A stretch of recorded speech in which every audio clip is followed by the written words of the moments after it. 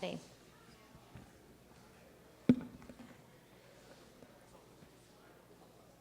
Pessoal, a gente está transmitindo esse evento ao vivo. Então, se você entrar no Instagram e no Stories, a gente colocou o link lá. Então, viu que uma palestra é relevante, lembrou de algum colega? Manda para o colega para que ele possa assistir também. Beleza? Vamos lá para encerrar essa programação agora da manhã. Vamos olhar para o futuro da inteligência artificial dentro do ecossistema SAP. O nosso convidado é o Marcelo Figueiredo Cabreira, da Accenture, que vai apresentar como a SAP Business e a plataforma está redefinindo a forma como as empresas inovam, automatizam os seus processos e acelera a sua transformação digital. Vamos receber com palmas Cabreira.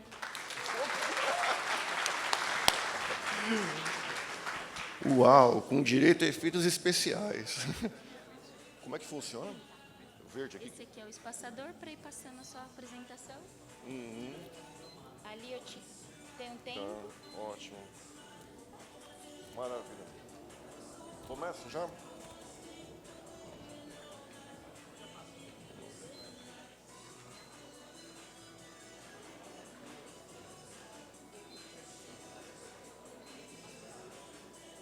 E lá vamos nós. Pessoal, muito bom estar com vocês nessa manhã de sábado. Poderia estar matando, poderia estar roubando, mas estou aqui palestrando com vocês. Meu nome é Marcelo Cabreira, sou, nas horas vagas, na hora de diversão, sou Senior Manager da Accenture, há 22 anos fazendo isso. E, paralelo a essa vida corporativa, eu tenho uma vida na Unicamp, estou indo para o doutorado agora esse final de ano, enfim, faço pesquisa acadêmica.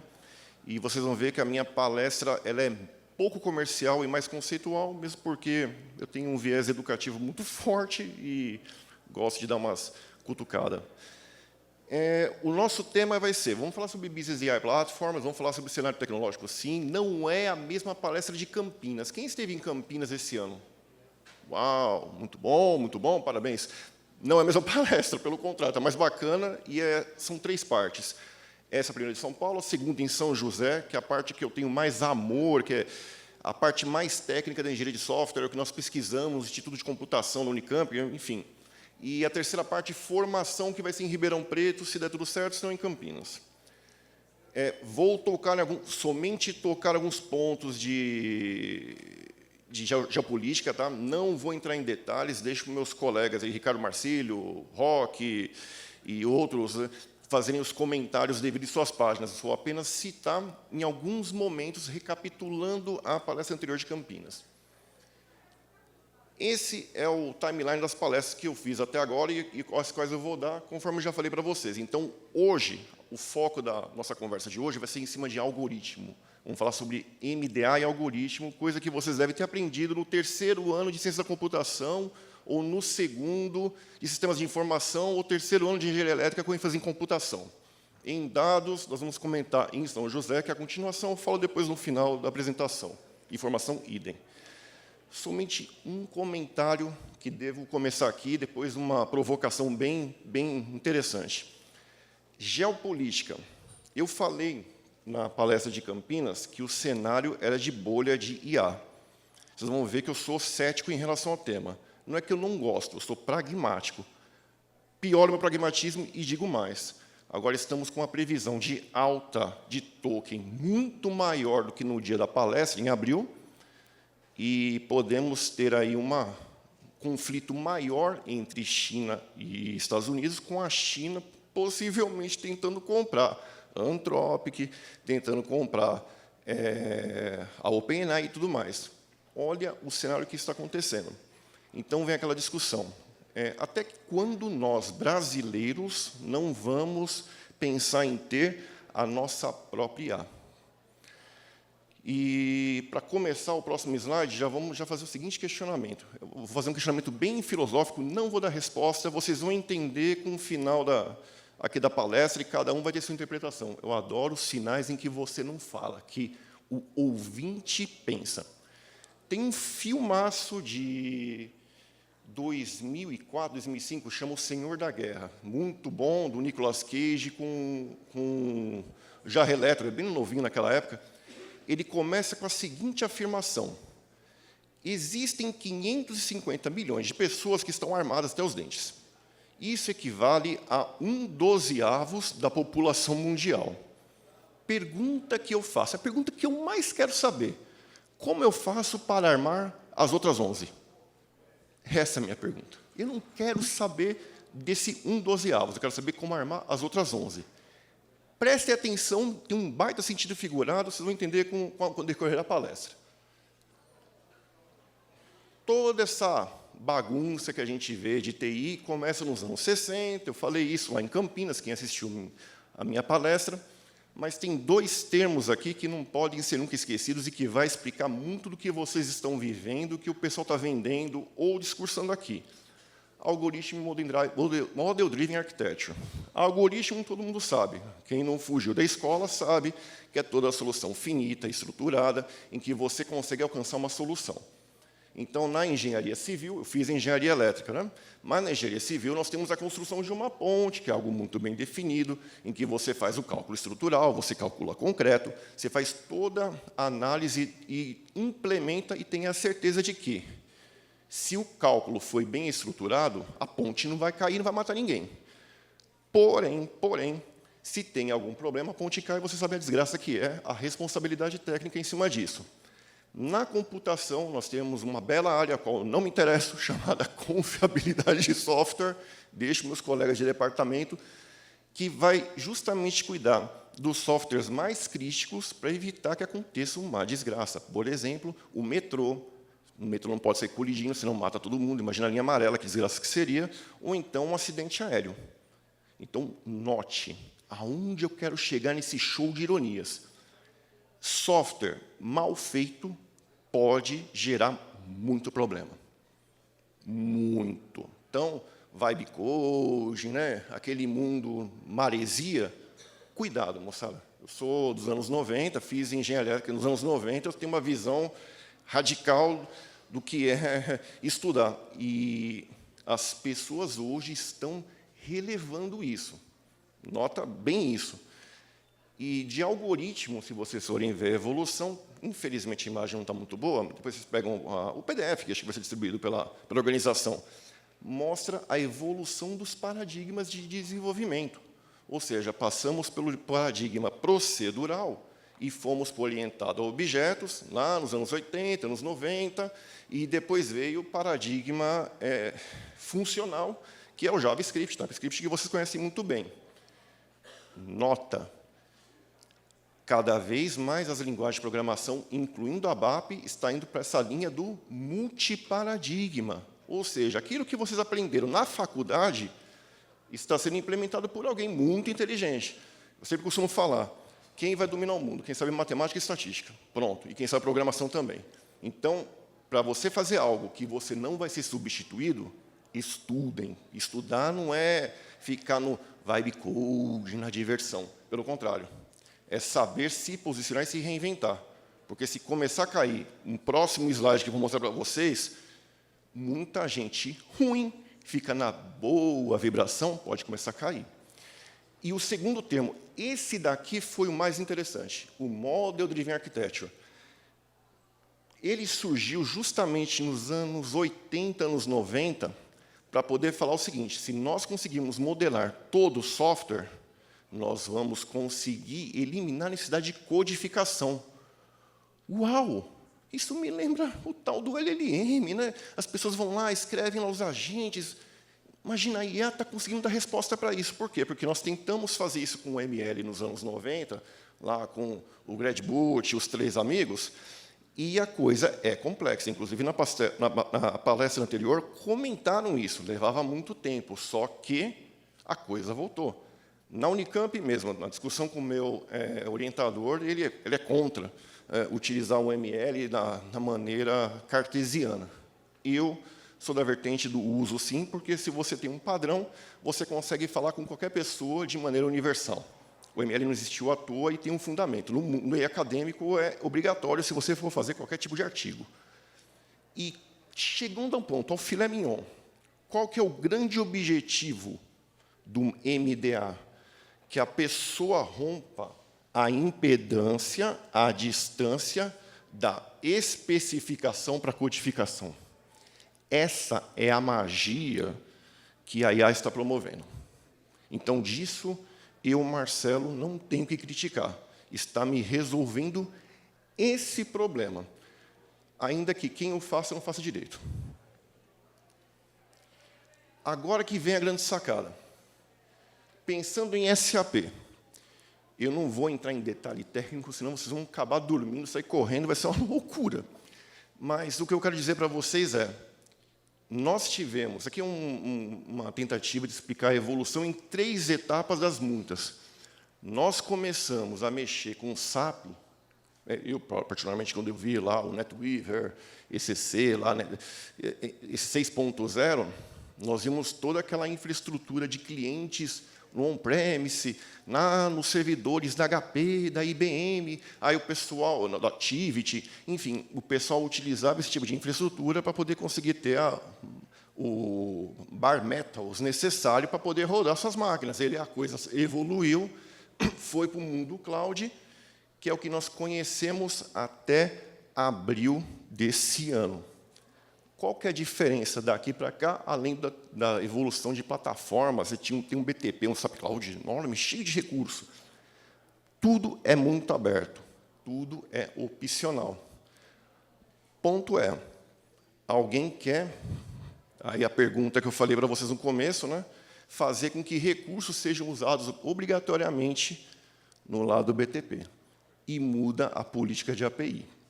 É aqui que eu, Marcelo, Senior Manager, vendedor da Accenture, quando não estou alocado em um projeto, me preocupo na arquitetura de soluções. Ou seja, estamos cada vez mais pensando em APIs públicas, somente vai chamar o meu landscape via API pública, senão vou cortar os seus acessos. O tal do Joule, mais algumas LLMs aqui dentro, tudo mais, mas é o Joule, é o cara da SAP, o APIM como ferramenta que vai fazer o controle de entrada nessa jossa aqui e contabilizar. E temos aqui o BDC, que ganhou mais força ainda, ou seja, grande volume de dados, se não for para a estrutura de Data Analytics, de Data Strategy da SAP, você vai ter problema. Então, agora tem uma coisa muito interessante. Isso aqui que eu mostrei para vocês talvez seja um 12avos. Os meus 11 que eu preciso armar estão aqui nesse pequeno mundo verde, que é o mundo cloud. Não, o mundo cloud não, minto. O mundo não SAP, o mundo dos legados. O mundo onde você está com a concorrência ou com a parceria acontecendo em simbiose com o SAP.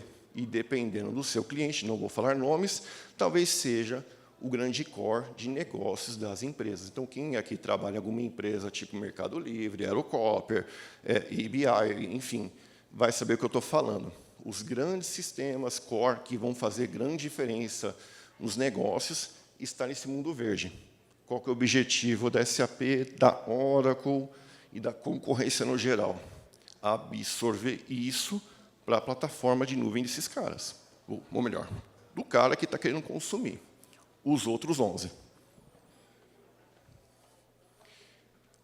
E aí vem uma outra sacada. Isso aqui talvez seja o AI apocalipse, vamos dizer assim. Como estamos mexendo com IA? Como é que nós estamos vendo a coisa, seja no mundo acadêmico, lá no Unicamp, seja na própria Accenture? Nós temos a possibilidade de uso de IA em 2 grandes vertentes, que é, primeiro, é o que todo mundo fala, que é justamente na estruturação de pessoas. Como são as formações de equipes tradicionais. Eu tenho uma Enterprise Architect, tenho uma especificação, um cara que faz o analista funcional, né? Tenho o meu developer, tenho o meu tester, do outro lado lá eu tenho debaixo do time de arquitetura técnica, nosso time de bases, de DevOps, todo o time nosso de infraestrutura, enfim, trabalhando em paralelo. Só que agora chegou um novo elemento chamado os agentes de IA, que vão dar robustez, os braços dessas pessoas, né? Só que tem uma coisa interessante.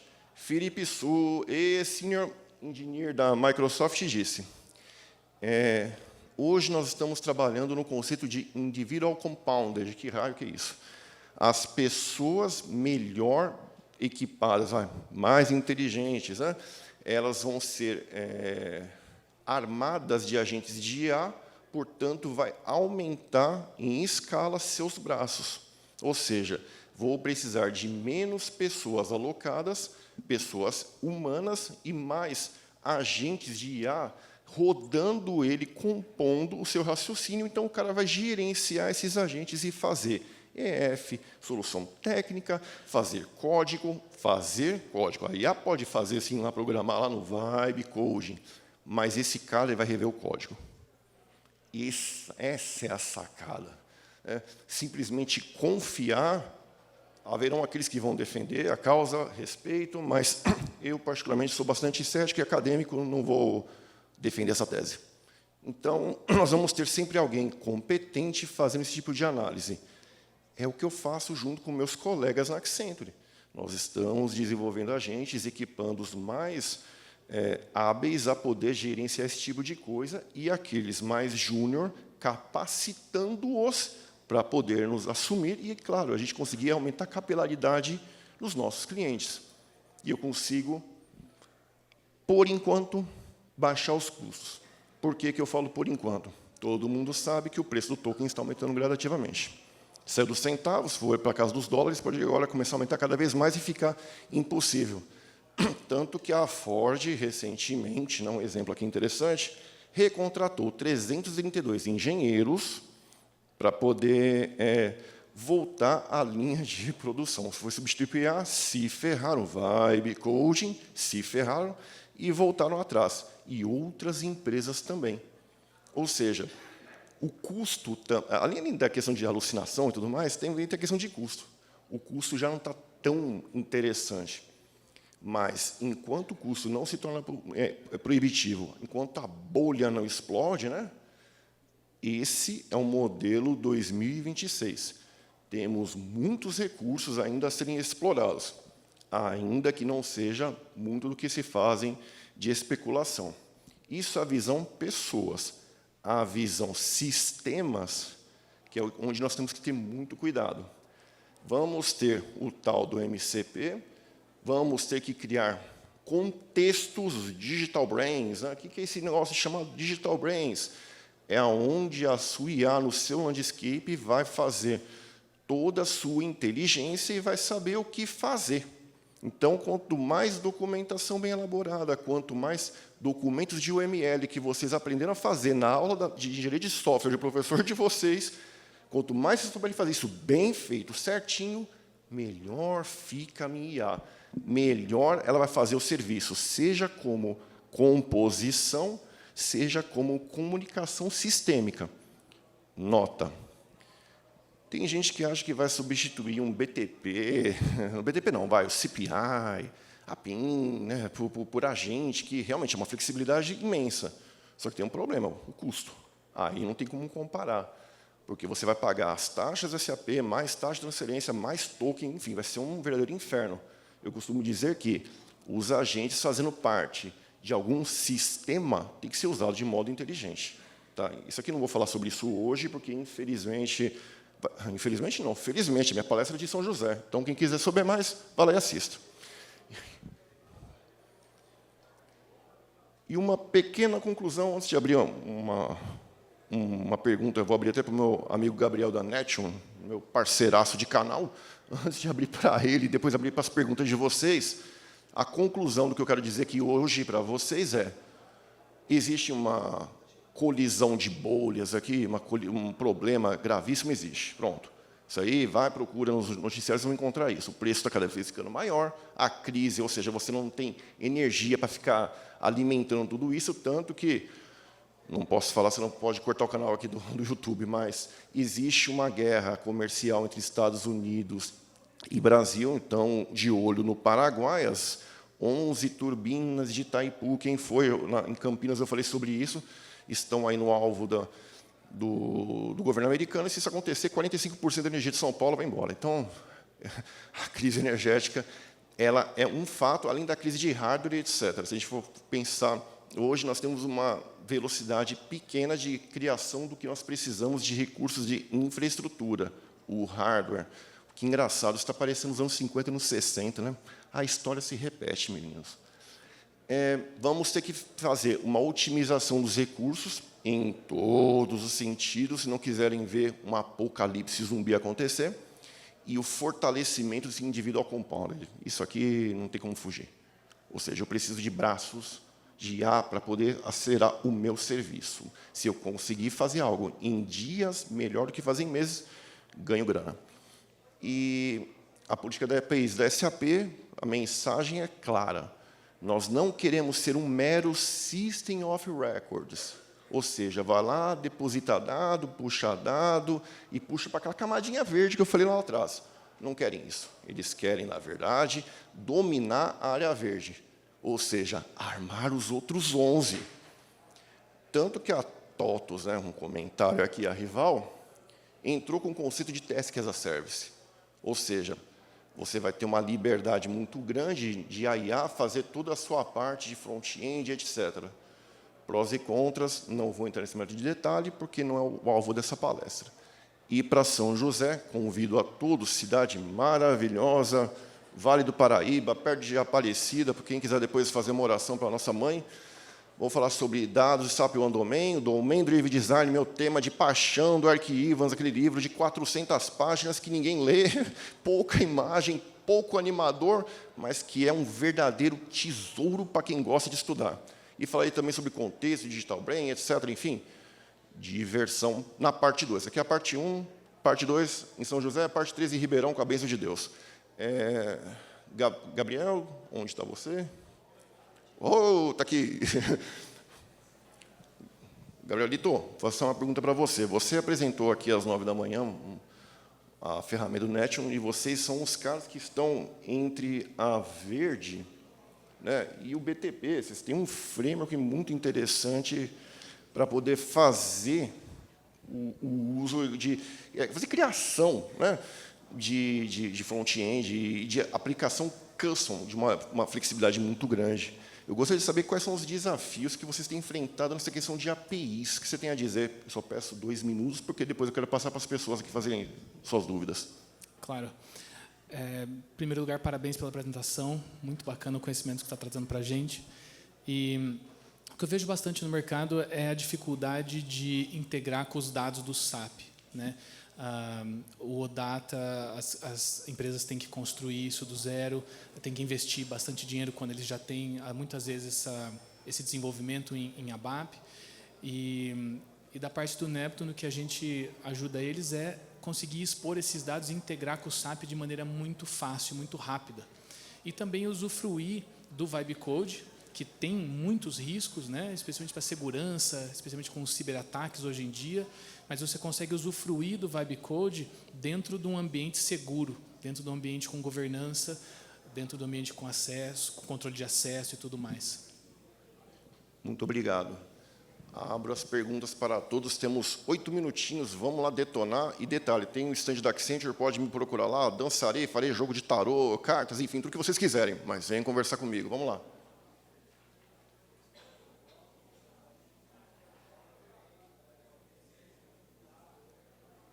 Cara, vamos deixar aqui. Que triste, não. Bem, já que ninguém fez a pergunta, então eu vou fazer aqui alguns comentários aqui adicionais, até que alguém surja alguma dúvida aqui. Uma coisa que pega, né, é a criação de contextos. Eu acho que isso vai ser uma coisa bastante interessante a ser trabalhada aí, talvez na próxima palestra, mas também comentar agora. Quando eu estive num determinado cliente, ele perguntou para mim, olha, eu não vou criar grande uso do SAP para fazer o meu trabalho de mineração. Eu preciso fazer um contexto que esteja mais próximo da minha infraestrutura da mineradora, ou seja, do próprio chão mesmo. E existem discussões sobre como é que você faz isso, porque se você está numa mina, você não vai conseguir fazer um acesso à rede rápido e fácil. Não é barato, inclusive. Você tem que criar um on-premise lá muito bem carregado. Aí uma pergunta que surgiu para mim numa reunião interna da Accenture foi: como é que você vê a questão de um on-premise, uma infraestrutura on-premise para processamento, na verdade, né? Para IA? O que eu falo aí, moçada, é uma especulação minha. Quem conseguir resposta para isso vai ganhar muito dinheiro, patenteia, fica bilionário. Eu vejo que o futuro seja como nós tivemos no Sofia. Olha, o que é Sofia, Marcelo? Sofia é a arquitetura orientada à front-end de serviços. Antigamente, você fazia o seu sistema e praticamente renderizava só no seu mobile, só no seu celular ou no seu laptop, mas o processamento do front-end é lá dentro do servidor. Quem mexeu com Java Server Faces, eu sou dessa época, né? Ou então no Visual Force do Salesforce, eu também sou de Salesforce, né? Minha origem também, eu passei por um bom tempo como gerente de Salesforce, por 3 anos e meio. Quem trabalhou nessa época via algo análogo que nós estamos vendo hoje, ou seja, o grande processamento lá na infraestrutura da cloud. Então, isso é o que talvez esteja ferrando a vida de todo mundo. Talvez agora o pessoal de computação distribuída, né, que é uma outra área de pesquisa a qual eu não sou envolvido, é o que vai fazer agora protagonismo, porque se nós conseguirmos dividir o processamento do que está acontecendo lá na nuvem com o do device, esse segredo é o que vai fazer diminuir a onerosidade de processamento e talvez de tokens que nós estamos vendo aqui. Se você começa a fazer parte do processamento aqui com mais afinco, talvez isso daqui vai gerar mais recursos para nós aí no futuro. Então, alguma coisa análoga a isso, né? Eu pensei no Sofia, porque você teve essa visão não do Node é em back-end, mas no front-end foi com o Angular. Então, o Angular você começou a ter processamento no seu device, começou a acontecer o JavaScript lá dentro, e o JavaScript virou o sucesso que virou hoje, né? Hoje o JavaScript agora já tem de ponta a ponta. Então, creio que algo análogo a isso é o que vai fazer a infra da IA ficar mais interessante. Tá? É onde nós vamos conseguir ganhar mais espaço. E um segundo ponto é analytics. Os dados são um grande petróleo, né, da TI hoje. Só que, para você fazer essa extração do petróleo, você precisa ter sistemas, enfim, inteligentes que façam a captação. Só que, não sei quantas vocês, mas boa parte dos clientes, eu vejo, ainda estão reticentes por N motivos, inclusive cenário geopolítico, vamos ter eleição agora no final do ano, vai ter a mudança dos deputados nos Estados Unidos, baita guerra comercial, lá, a geopolítica voltando aqui novamente. Isso aí ferra investimento. O preço do custo do investimento está muito alto, está muito caro. Comprar crédito no banco está muito caro, e os governos não estão com punch para financiar, e mesmo o governo chinês ainda tem certas suspeitas em relação a isso, há desconfiança. Então, usar algo nesse jeito, no estado da arte, como todas as palestras irão falar, não é algo simples e fácil e barato, é algo caro. Então, invadir essa área verde, que ainda é aparentemente mais barata, porém não é tão moderna assim, é o grande desafio. Então, a Analytics Cloud é o que está mais sofrendo com isso tudo. A IA é uma resposta, parte da resposta.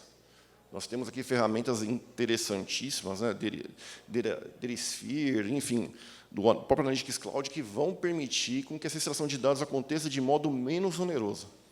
Porém, não é todo mundo que está investindo. Outra coisa, eu falei de UML para vocês. Temos lá o LeanIX e o Signavio. Vai ter uma palestra às 4h40, inclusive, a respeito do tema, e outro aqui para assistir, inclusive. O que acontece? Você utiliza muito do UML para você poder trabalhar em cima dessas ferramentas. E, claro, não é um trabalho rápido. Quem trabalha com LeanIX e Signavio sabe que esse tempo é longo, vasto, tem uma visão de arquitetura corporativa muito grande, enfim, não é algo fácil. E nem sempre os clientes de menor escala estão aptos a investir nisso.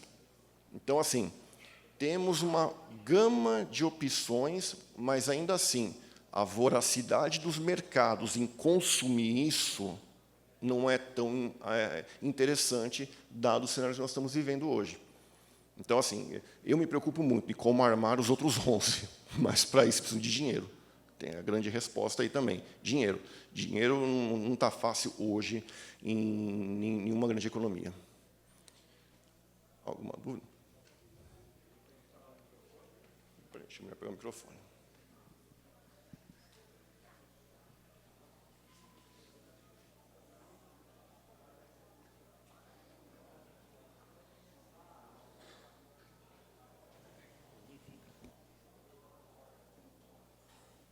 Alô? Aí, opa. Uma questão que é bem pertinente, que você comentou, que é a questão da bolha da IA. E sempre comentam que vai estourar bolha, mas nunca tem uma previsão de realmente quando isso vai acontecer. O senhor tem um prognóstico do qual que seria o cenário após esse estouramento dessa bolha? Essa é uma pergunta difícil, tá? Por quê? Tudo é especulação. Tanto que a IA vai sobreviver com riqueza para todos, quanto uma desgraça fulminante, tá? Isso não tem como responder, eu seria tão hipócrita quanto os especuladores de mercado. O que eu posso falar para você é, no melhor dos cenários, essa é a minha pregação, pessoas boas com IAs boas. Pronto, entendeu? Vamos programar de maneira anos 80, anos 90. Pronto, é isso que nós temos que começar a pensar, trabalhar, entendeu? Vamos ganhar braço, vamos ganhar musculatura, conhecimento, não vamos confiar em alguém que a gente não faz a mínima ideia se está falando alguma coisa certa, se não está alucinando. Isso seria o meu prognóstico positivo. O meu negativo seria, estoura o preço, pode acontecer, isso daqui fica inviável. Ou seja, nós vamos voltar a estaca zero dos anos 2020. Isso seria um problema. Seria talvez o pior problema. Não vejo IA substituindo pessoas 100%, não vai rolar isso. Eu vejo mudança, assim como houve a automação industrial. Entendeu? Agora, o prognóstico pior seria se não tiver IA mesmo, ou seja, estourar essa coisa. Aí vai ser cruel, porque o investimento feito vai ser jogado no lixo. E isso a história cobra. É isso, pessoal. Beijo em São José. Só uma pergunta. Mais uma perguntinha ali. Segura a palma. Primeiramente, obrigado aí pelo conhecimento aí, pela palestra. Dentro do que o colega perguntou, só para poder complementar, eu já percebi que você estuda bastante geopolítica. Sim. Com a tecnologia. E o que a gente vê aí, de um modo geral, pode ser bem polêmico, né? Por exemplo, Elon Musk, o tanto de robô que está sendo criado, China, etc., etc. Com essa bolha que pode surgir. Aí fala-se muito assim, quem acompanha geopolítica sabe o que eu estou falando. Renda básica universal, diminuição do trabalho. Qual que é a sua opinião sobre isso aí? Eu penso da seguinte maneira, tá? Eu vou falar de uma maneira assim, não vou ser tão profundo, senão eu vou acabar falando uma opinião política minha e isso pode dar problema com a empresa, que é uma pessoa jurídica. Mas o que eu posso falar de maneira aberta e, inclusive, em linha que eu estou apresentando aqui nós temos que ter um trabalho de regulação geral e os governos teriam que seguir essa regulação geral. Só que tem um problema. Quem está disposto a fazer isso? Em tempos de guerra, a primeira vítima em tempos de guerra, que nós estamos vivendo hoje, uma guerra silenciosa, né, uma guerra comercial, é a verdade. Pronto, a verdade morre, é a primeira vítima. Então, assim, China, Estados Unidos, Rússia, Ucrânia, eu me comprometo a fazer IAs éticas. Estudei isso na Unicamp em 2023, com o professor Marcos. Quem está seguindo a ética da IA, diminuindo vieses e pensando em fazer alguma coisa que você não substitui o ser humano? Eu não sei. Quando a gente fala do Elon Musk, o que eu vejo? Especulação. Eu morei na Califórnia no passado. Eu vi os Waymo da vida, os carros lá, eu vi com a minha esposa e falava, nossa, que legal, tem um carro que está andando sozinho. Eu não entro nessa droga, não, tenho medo, e sou engenheiro. O que pega até que ponto isso realmente vai ser 100% eficaz? Porque acontece, você tem o Waymo andando numa zona em São Francisco. Vai lá para o Walnut Creek, que é a cidade que eu morava, ele não vai. Ou seja, tem as limitações. O pessoal vende uma coisa de uma maneira muito bonita. Essa que é bem a verdade. Então, assim, especulação, para o bem ou para o mal, acontece o tempo todo. Agora vem aquela questão, renda, tá? Como é que nós vamos ter a renda do ser humano quando tivermos a IA, talvez, subindo aqui? Supondo que isso aconteça, pode acontecer? Pode, né? O mundo Skynet aí pode acontecer. Como nós vamos sobreviver e não perder nossa renda? Essa é uma resposta que eu não tenho hoje, sinceramente. Teria que fazer, talvez, uma graduação em economia, estudar o tema com mais afinco. Mas é a grande discussão da modernidade. Não tem essa resposta. Essa em específico.